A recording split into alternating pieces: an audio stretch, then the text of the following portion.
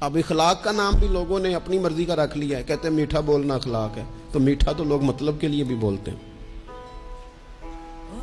نرم صرف بولنا اخلاق نہیں، نرم تو لوگ مطلب کے لیے بھی بولتے ہیں، خوشامد بھی کر دیتے ہیں ضرورت ہوتی ہے۔ نیرا میٹھا بولنا ہی اخلاق نہیں، سچ بولنا اخلاق ہے،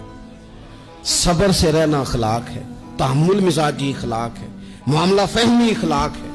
کسی کو معاف کر دینا یہ اخلاق ہے، درگزر والی زندگی یہ اخلاق ہے، کسی کا بھلا سوچنا اخلاق ہے، اپنے سے اوپر اٹھ کر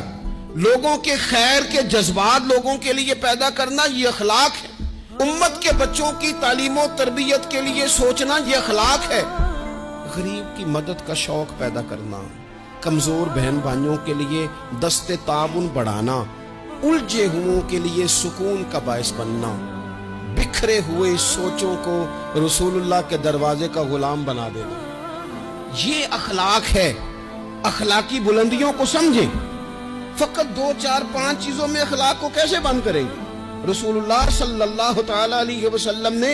اعلیٰ ترین، اور حضور نے فرمایا میں تو اخلاق عالیہ کو مکمل کرنے آیا ہوں، تکمیل کر دی نبی پاک نے اخلاق کی۔